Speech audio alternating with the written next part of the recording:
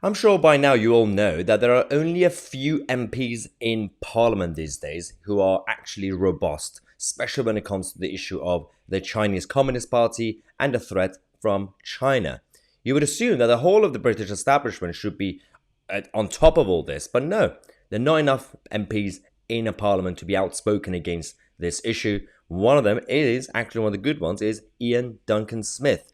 Now, IDS, despite his flaws and everything else in the past, is one of the few people who are actually holding the government to account. We have a video, which I'm going to put on in a second, of IDS this week in the House of Commons standing up and asking real questions and scrutinizing the government, Rishi Sunak's government, on China. And because, of course, Rishi Sunak himself and Jeremy Hunt, with their historic links and connections to China, either via business and or family relations and everything else. The problems with this is that Rishi Sunak had to change his line on China a couple of times. One day he said China is a challenging threat or a rival or a business partner or friends or not friends. So IDS stood up, I'm going to show you the video now, and simply asked, what is the relationship between us and China? Can the government clarify? Now, unfortunately, Rishi wasn't there.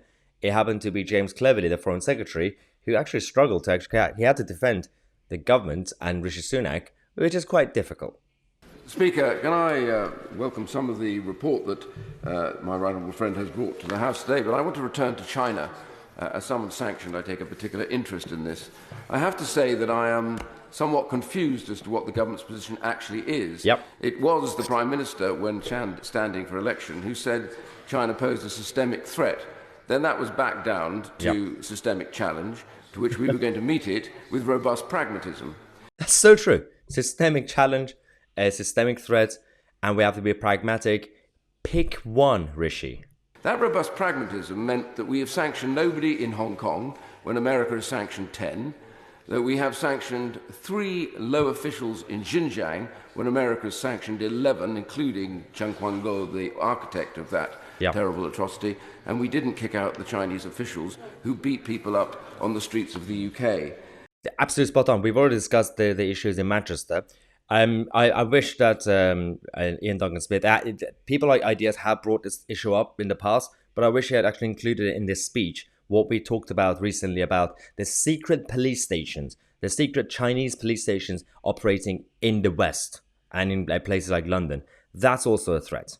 But now I understand that's moved to epoch-defining challenge. I just want to ask, in the document that the Prime Minister has produced today, in the same paragraph, he does refer to that epoch-defining challenge, but then he goes on to say that this is in the face of that threat.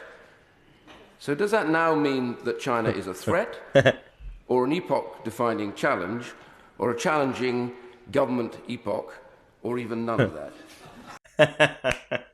Absolutely.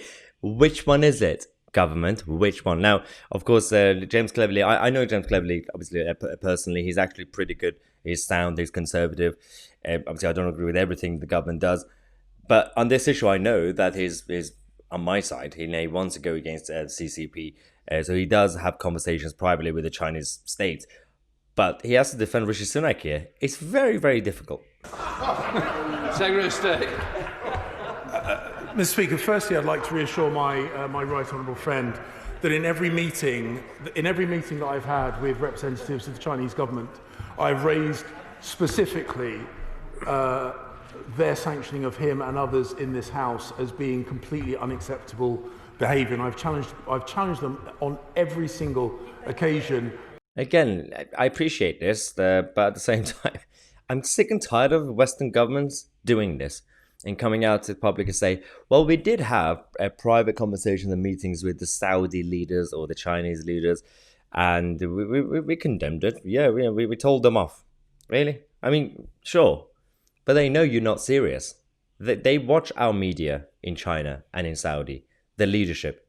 They know that you have to do that. So when you're saying all those things in these private meetings, they're just not. Because they know it's not really a serious threat. I have had conversations with the Chinese government, so I want to let him know on that one. I would make the point that whilst I understand the desire to have a simple short phrase or indeed single word to describe our posture towards China, with a country as big, as influential, as significant as China, it is impossible to distill it down just to a simple set of words or a phrase. Excuse me, Mr. Cleverly. If the excuse is that China is so large and population-wise, landmass, and big state, and because of that, you can't really define the relationship in like one word, a couple of words. How about the United States of America?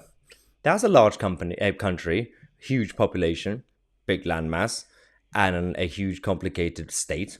Why is it so easy to define a relationship with America, but not China? Again, it's a very fair question that no one, even in the House of Commons, the mainstream media have actually asked. The next time Foreign Secretary or Prime Minister says this, someone needs to stand up and mention this. So you can't really use the size as the excuse to say we can't really define it. Why was it easy a few decades ago to define a relationship with the Soviet Union? The Soviet Union was an empire. It was so huge and vast and complicated. And the relationship was complicated, but we still were able to define the relationship. Even with communist China in the 20th century, it was easy. China was still big back then. And now suddenly China is too large. It's too many people. We can't really define. It's a terrible, terrible excuse to use size. Size doesn't matter. It's what you do with China that matters. See? I got there. Took me a while. Anyway, thank you so much for watching. Let me know what you think of this whole chaos. I'm Mahyar, Tousi, and we are the media.